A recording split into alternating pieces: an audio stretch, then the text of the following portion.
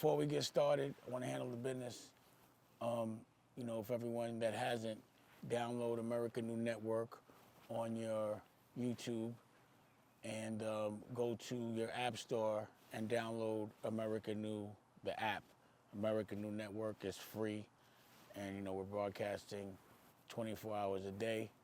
And if you're serious about sponsorship on any level, holla. You probably realize how to find us. And yeah. All right. As a Florida resident, how are you dealing with the hurricane? So, every year since we've moved to Florida, there's been a hurricane. And, usually what happens is we'll be on the ranch and something will happen where we'll have to leave the ranch, like a funeral or something. We'll end up in Florida, and then we get caught in the hurricane. And what happens is, for days before the hurricane, there's a lot of anxiety, so to speak. And there's a lot of what if, and starting to prepare. And when it gets closer, we're not from Florida, so based on our algorithm, we jump in the Sprinter van and we leave. But last week there was a hurricane and we stayed and it wasn't so bad. So when we heard about this one, first our initial instinct was to pack up and go. And Rocky, my girl, being the protective mom and the boss that she is, started planning, getting gas, getting supplies. This was about Sunday or Saturday. And we were ready to leave on Monday. But, we started to think it through, and we were talking to our neighbors who at the time were like, we're staying. And the people that we live around have the wherewithal to just leave, maybe jump on a jet and break out. And they were like, we're staying. And almost laughing at me a little bit. Don't worry about it. We can understand you going, but if you stay or put some hair on your chest, pause. So I started, talking to Rocky about it. And we're like, all right, let's lay for a second. But what happens is all the people that aren't from Florida start to hit you. And all the people that are concerned start telling you things. And, it really started to give Raquel and Nicolette, because Nicolette was in the house as well, and their families a lot of anxiety. To the extent that we were in a meeting and, it just started to overwhelm Rock, and she had to walk off and get it together. And at that point, it was like, if I have the wherewithal to leave, and, we have some property, a family property, which is where we are now, that's beautiful and safe, and we have family here. We just turn it into a family trip. We don't have to deal with days of worry and concern because, trust me, up to the second before the storm, when the mayor says, if you don't leave, you die, it's hard not to leave if you have the option,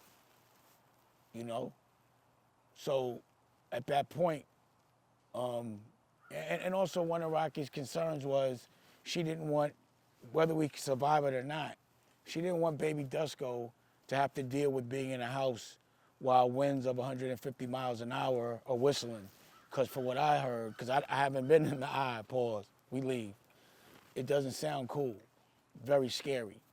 And the people that have been in those things, Nicolette's mother was in one, she said it was something that affected her for the rest of her life.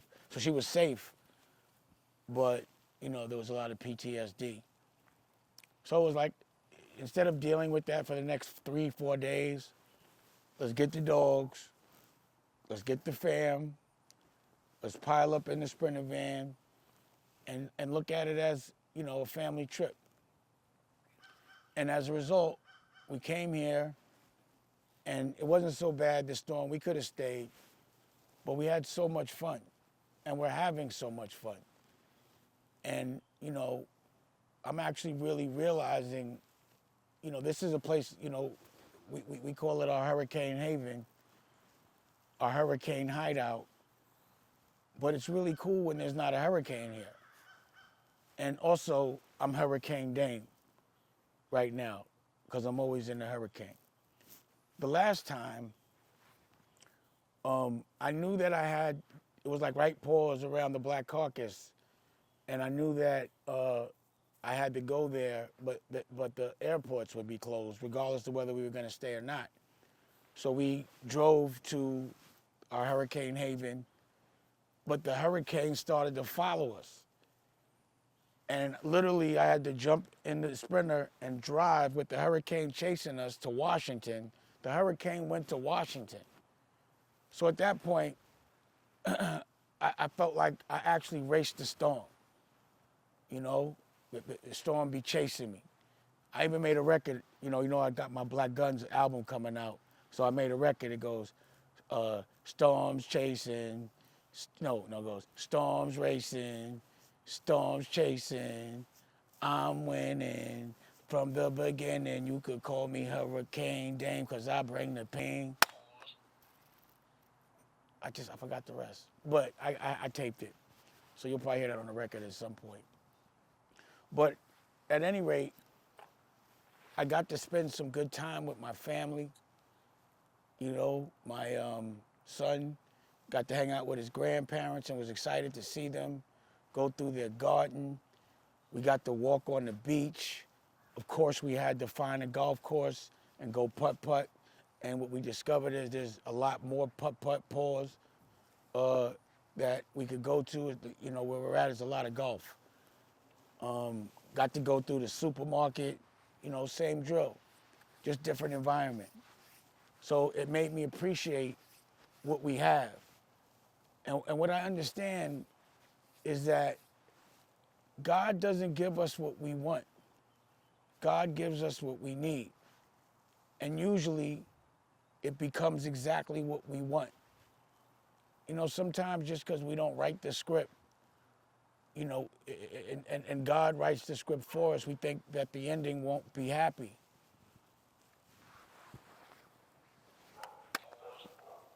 But it is. So as I'm out here, I'm like, yo, forget coming out here during hurricanes.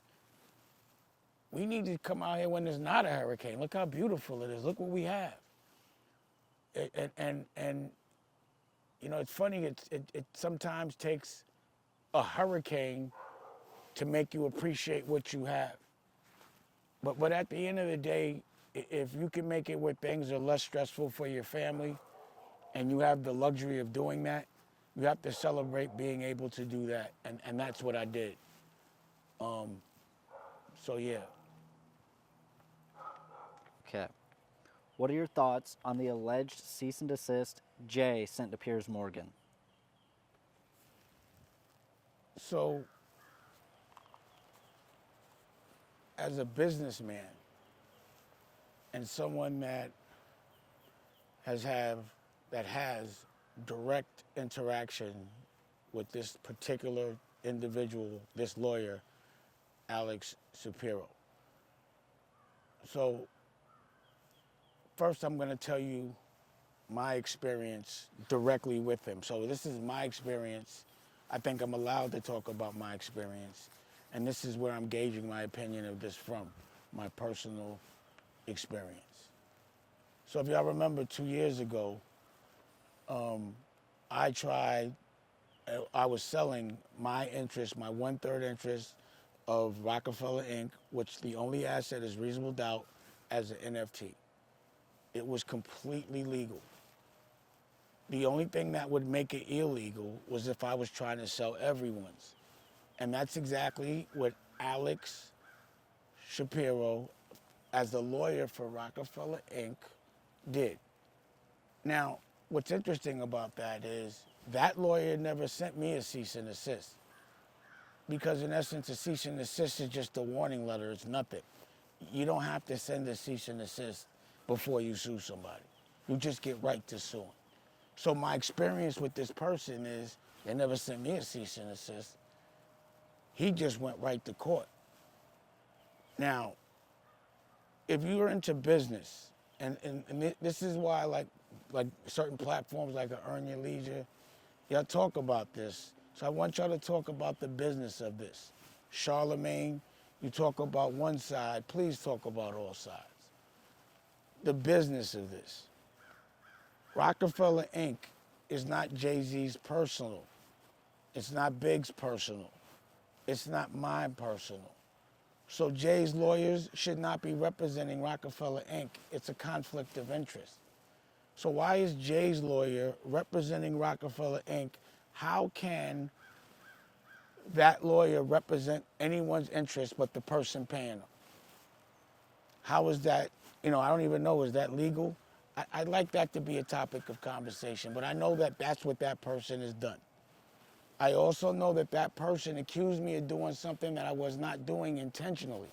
So as you see where that case went, they threw it out because they accused me of putting it on the blockchain, as I said, and once it's on the blockchain, you can't take it off. It'd be right there. Then, yeah, that would have been wrong if I was doing that. But what it did do is it made it where it muddied waters and people wouldn't want to buy it. And while we were going to court, this is my personal experience with this particular lawyer.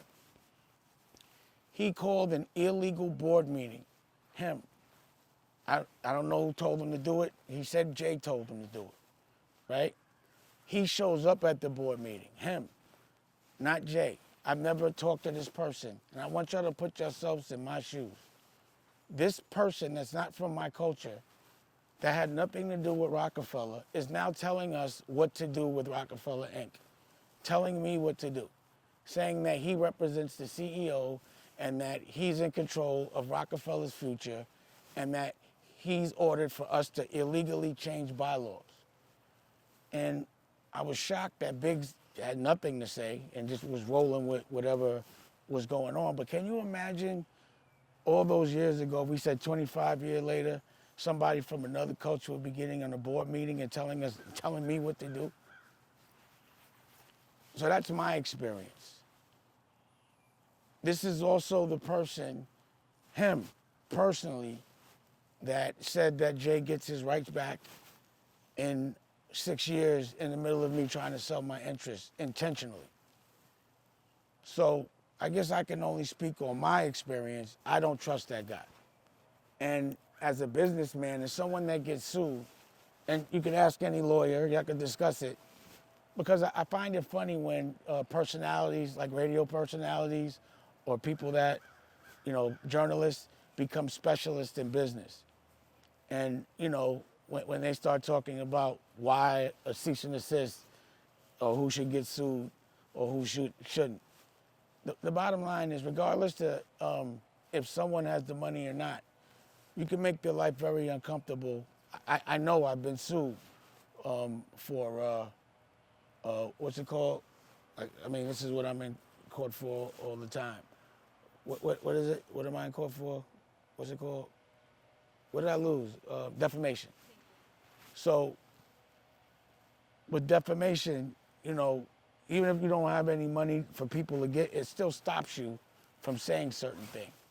It still means that what you were saying was not true. There's no validity to it. A cease and desist is just a warning. But how come I didn't get sent the warning? And then again, as a businessman, I'm like, why would they do that? Like, why wouldn't they just sue him? Well, how come they haven't sued Jaguar? She's outside still talking. And I'm like, who's he down with? Who's his power? Isn't he down? I think. Is he down with like Rupert Murdoch or something like that? So I know they don't want to be suing Rupert Murdoch or be playing games like that. And then also when I see certain people in the press, they all have the same narrative, it becomes obvious. Like TMZ, you make it obvious that you have a relationship with them because you always make sure it's 100% of the time that whatever the narrative that they want, that's what y'all articulate. Y'all do it with me all the time. Y'all gave the man an interview. You didn't ask him any tough questions at all. And then it's always Charlemagne. I want you, Charlemagne, to name one time that you've been objective when it comes to that team over there. Like, it just seems too obvious. And then, there's certain other people that just never, ever ask questions and just, it seems obvious that they're saying what they're told and they don't break down the logic. So if you really want people to know, like, the conversation should be, how did he represent Rockefeller Inc. and he's Jay's lawyer? That should be a business conversation. Why would he try to devalue his asset when he's trying to sell it? Why is he the person that's calling the shots for Rockefeller? That dude, you know? And then I'm, you know, again, and this is because I'm involved. I'm telling you my personal experience. And it's a trigger for me because to me, that dude's a liar. And I know the play. Like, again, Jay hasn't said a word about Rockefeller Inc. and why he's suing me and why his lawyers are representing Rockefeller Inc. and why he's trying to devalue it. But yet and still, you know, these people don't break down the math. So that's my thing with whatever he says. As soon as I see him, I know he's calling TMZ.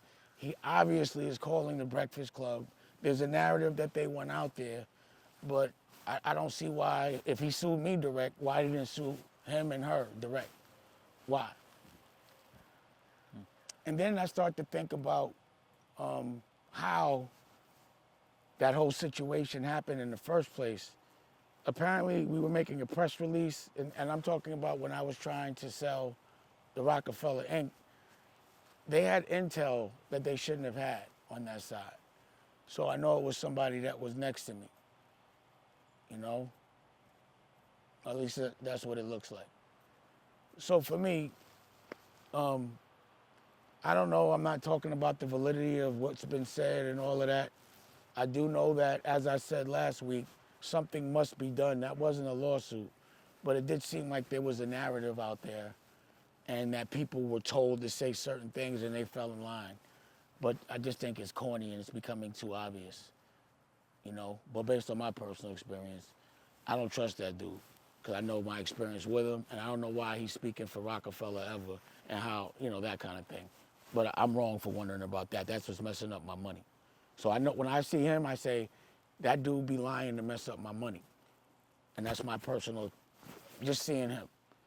You know, he's been speaking for Homeboy, and I want a direct answer from Homeboy. I don't care what that dude says, but he has a lot of gall, you know. And I also know I feel like, you know, again, I think he was the lawyer for Tory Lanez. Like, he's just a pause. To me, he feels like he's the fixer, you know. That's what it looks like. He speaks. He has the gall. He's the strategizer. He comes up with the plan. Like, you could never think that when there's a situation, there's not a meeting had on how to deal with things. I think he's the person that's at the whiteboard, you know, at least when it comes to me. Isn't he also the Tupac? I think, I'm not sure. So, you know, I read things and I never know what's true these days because a lot of it is on like TikTok and social media. So it sounds like Tupac's family lawyered up and is using that same lawyer. So it definitely, I mean, it has to invoke thought. You can't think it's not. And it's also like in this temperament, in this environment, anything that would be shady or would be a gray area, you think people would stay away from, you know? And also when I see people, like, cause like I said, when the things that have been accused are too dark to, like, for someone to be wrong. You know what I mean? Like, if you riding out with a person and you still talking complimentary of them, if you're wrong, you're gonna look stupid, and there's too many gray areas to stand 10 toes down on for anybody right now. So anyone that I see do that, just based on how it sounds like the industry is controlled, I think that there must be something they must have something on those people as well. But that's just me, logically, I'm a thinking man. You know what I mean? You know, that's just me. But again, a lot of people have opinions and talk about this all day long based on what they think and what conspiracies. When I'm talking about it, I'm talking about my personal experience with these people. And I don't think people really understand the magnitude of that. Like, there's people that y'all reading about are the people that I have direct problems with, lawsuits with, that are trying to mess with my money. the same way everybody else wants to figure out these gray areas actually have been affecting my money. So how am I not going to, be able to have any opinion on it, but everybody else could, become brilliant in business and opinions in law, just based on what's trending, People online are saying that going after Piers Morgan was the right move instead of targeting Jaguar Wright. What do you think about that? Again, what I think is people online, becoming, like, if they don't look at the logic, like, it doesn't matter if she could pay or not. They can make her life so uncomfortable that it could become illegal for her to continue to talk and lie. So again, what you want to do is, to me, if I'm being in that position, pause. I'm going to say, I need the truth told. I don't need her to ever be able to spread that again if it's a lie.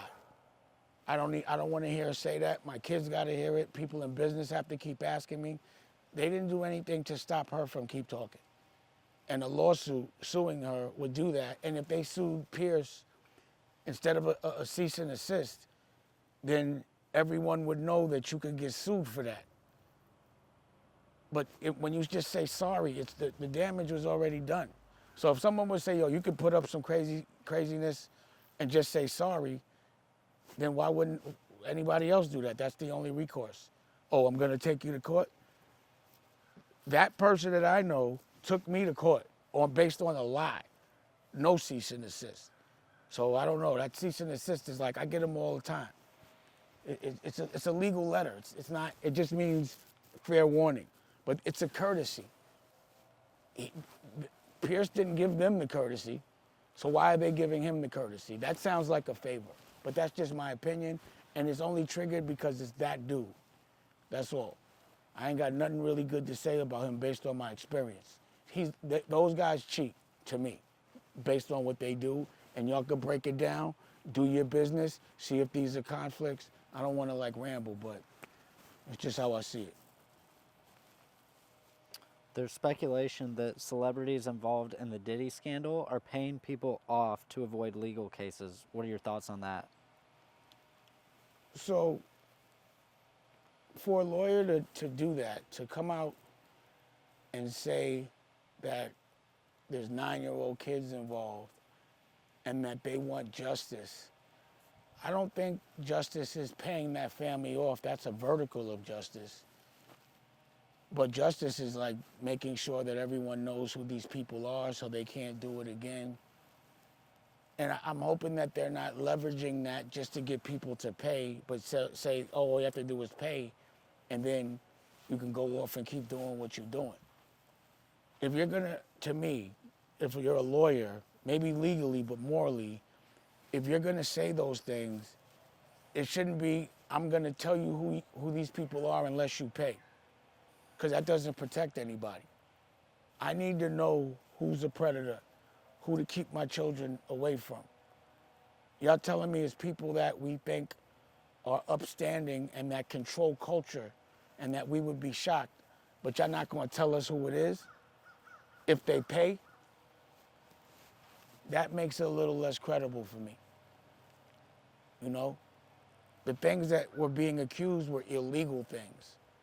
You can't just pay someone off that touched you when you were 9 years old and don't think they deserve to be punished on any other level but in their pocket. So it makes me think of the moral fabric of the people that are doing this.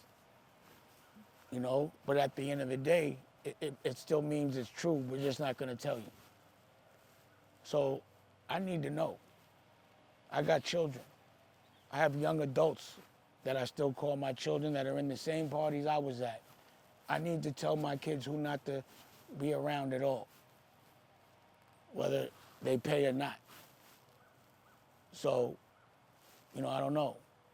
But I definitely think people are leveraging this moment for some money, and it does test the credibility of every accusation, but it definitely also paints a picture that's defamatory for the people they're saying were involved in these things.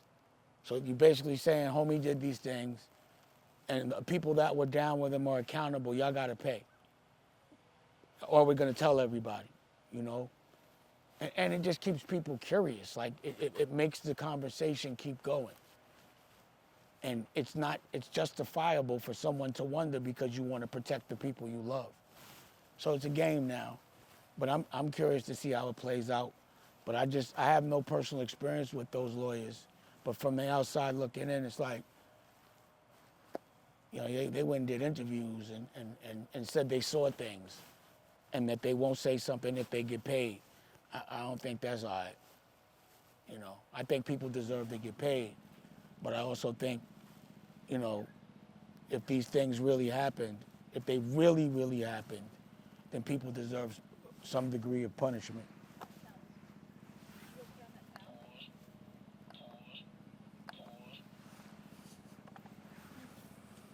You know what I want to say, though, also?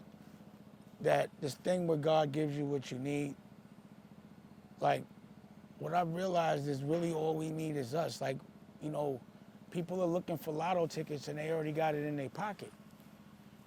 And even today, being that we're out in, you know, Hurricane Haven, we still wanted to make sure that we could tape the show. We're doing it consistently. I'm in the media business now. This is a network. And, you know, I was trying to get it done with other people within our infrastructure. And, you know, Rocky was dealing with the hurricane. And it was, I don't even want to ask her anything when anxiety is in there and she's working, because she'd be mad at me because I'm not working hard enough to deal with the physical things that come with anxiety. I'm like, I'm not doing that if I don't feel like it's that important, but she'd be mad. But in 5 minutes, she found an infrastructure that could come and record this and everything we needed, everything I needed. She's my producer. She's my partner. America New is hers. She can handle things. I don't need anybody. I just feel like if she knew that and had confidence in it, she, you know, but look what she's done. You know, she's been a professional at so many different levels, from a photographer to a art, paint. Like, you know, I always show her work in all the galleries that we've opened all around the world.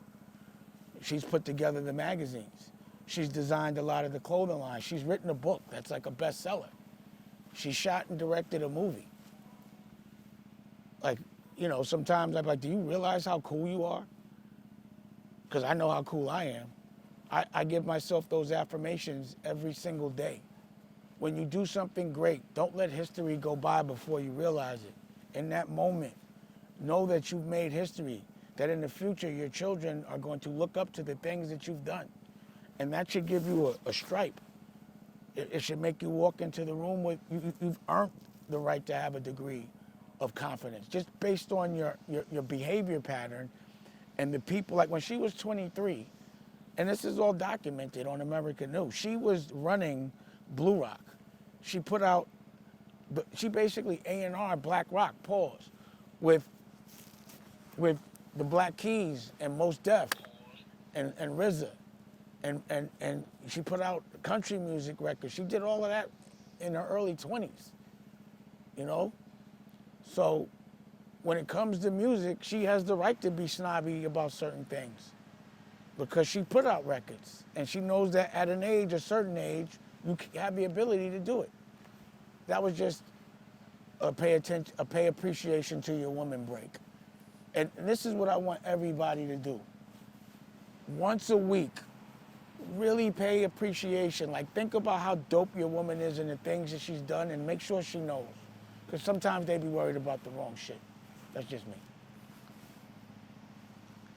All right, what do you think about the documentary that 50 Cent is making about Diddy? So, I don't, for me, I remember being on a Zoom with Prophecy and the Radiant crew, and I get a call, and I know it's, like, I'm not sure, but I answer it, and it's a producer from TMZ, and they were doing a documentary on Puff, and they wanted me to be a part of it. And I was like, regardless, and I got it on tape, regardless to if that man is right or wrong, I'm not going to be a part of tearing down another man for no reason, especially from our culture, and especially for y'all. And plus, y'all been tearing me down and rocking with homeboy every time. So when I get accused of a sexual assault, y'all promote it all day, but when I go to trial and beat it completely down, y'all don't say a word. Why would I help you do that? So that's not my thing. But then I'm thinking to myself, and again, I'm not really in anyone's business, but this is what they're promoting, so it makes you think, why? What is he so mad at Puff, that he's going so hard? And again, like, him and I, we had a little, whatever it was, I wanted to have a competition with business. It turned out to be jokes. But, he didn't go so hard, pause. But he going hard with Puff. And then I was like, wait a second. And again, I'm not a chatty guy, but I'm like, damn, they both got the same baby mother. Like, that means their kids are brothers and sisters. And then I'm like, well, how would I feel if any of my children's mothers all of a sudden was dating Puff and then had a child with him? I would just think about the things I've heard and be like, that man could be alone with my child. If those things are, the freak off stuff is true. So I'd be very uncomfortable that would be my worst nightmare. And also I would find it very disrespectful that, he would mess with my baby mother. Because that was one thing I never did unless I really had a problem with somebody, my peer circle. I never looked at their wives in their face. It's just not respectful. Regardless if I like them or not, I don't mess with people's wives, baby mothers. There's just too many girls out there for that. And it's definitely a little, it's a jab. You know what I'm saying? So like, even to this day, I could never allow myself to be a Beyoncé fan, because at one time I looked at Jay as a brother, and if I'm looking at her in certain outfits and dancing, I don't want to have any lust for that man, any of my brother, his wife, any of that. I don't want nobody looking at my girl like that, especially my friends. So I've never been able to enjoy her music till this day. It's still like an unwritten, for me, an unwritten kind of a law and respect,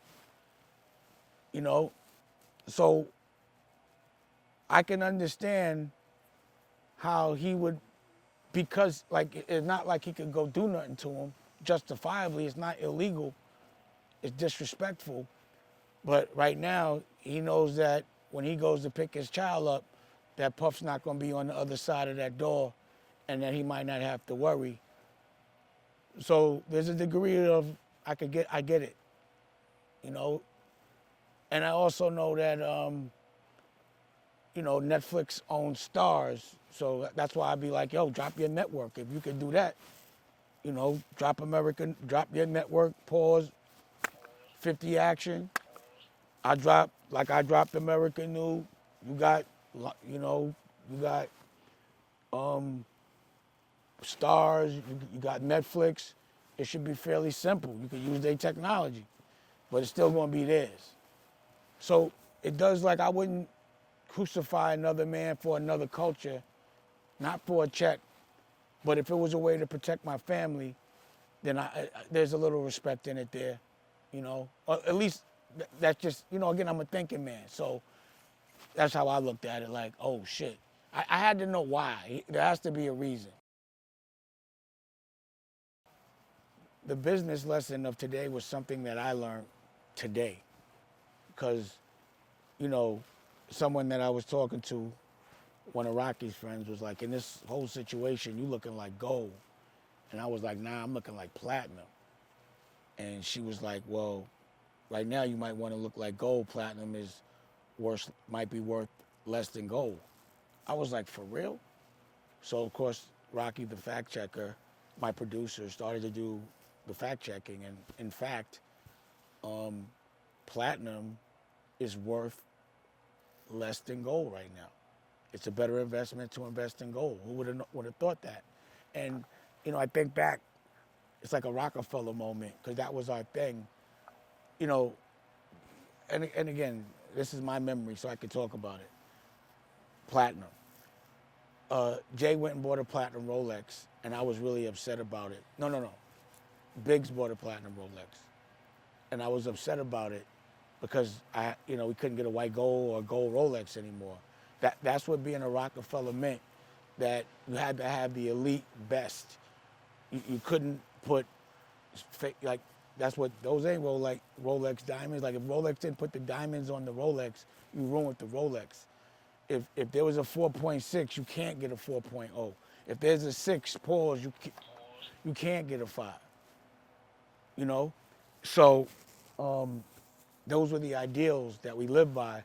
So we all had to go get platinum, which also meant that now my wrist had to be heavier, the chains had to be heavier. So if we would have invested in it and still kept all that platinum, there's been some money lost. And on a side note, I've been getting calls like, yo, grab some Rockefeller, he got a chain, where's my chain? Da, da, da, da. And the conversation was had. I called Freeway. I said, Free, who authorized that? Is Jay authorized that? I didn't authorize it. I'm cool with it. I like Graf. We talk every day. He's in the OSG. He's doing the right thing. He's respectful. But I was curious that he didn't tell me.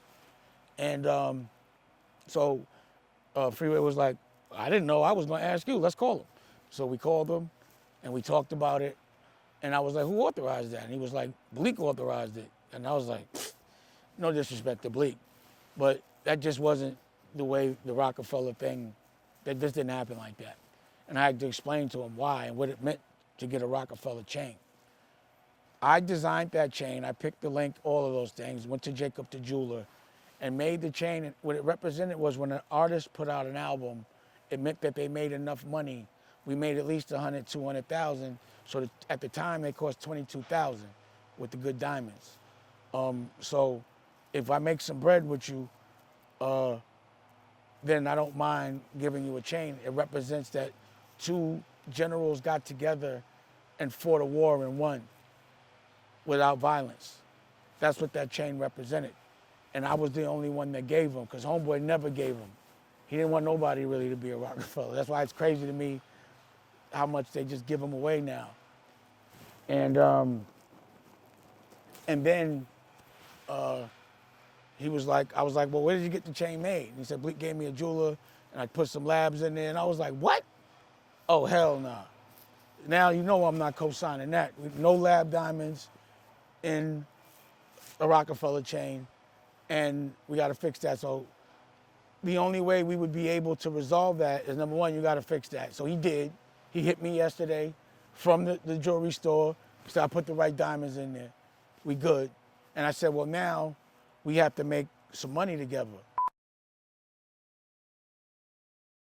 I wanted to do something different. This, I guess we call it a show. And I wanted to answer direct questions from people. This week I'm going to answer a question from Baller Alert. They hit me on my DM, pause. Oh, I wish I had my pause button. Let me see how I get to there. Baller Alert. But basically, oh, here you go. Did I get erased? Oh, there you go.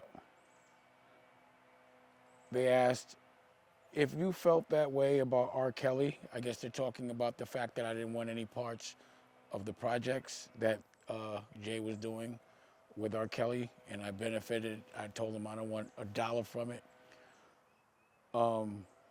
Especially considering what the entire industry knew about him, why did you appear in the Fiesta video? So I felt like I've answered this before, and that's exactly what I told them, but I said I would answer it in my next interview or my show.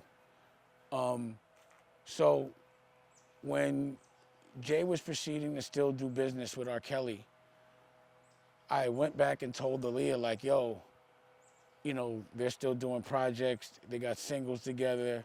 They're shooting videos. I don't want to go to the video. I don't want to be or have any parts of it. And what she told me was that I don't want to start any trouble. It would probably trigger more attention on it.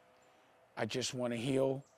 I just want to leave this alone and get as far away from it as possible. I don't want to hear about it. I'm really happy with our relationship in this moment and where it's going. Just don't be in any scenes with him and don't take any pictures with him. So you could ask anybody that was on the set, and if they could lie, we could you could go back and forth about it. But I stood in the trailer when it came down to do the shoot. I did my shots with Jay or whoever. I was not in one scene with R. Kelly, and you've never seen me in a picture with R. Kelly, at least after I met Aaliyah. So that's the answer, and you can say what you want to say, but it's the truth. So that's the answer to that. Any platforms that that talk about me, if you have any direct questions, pause, hit me in a DM, and I'll answer them. And if there's more questions, I'll answer more. But hopefully, Baller Alert, you got the answer to your question. Hopefully, you post it. Appreciate y'all.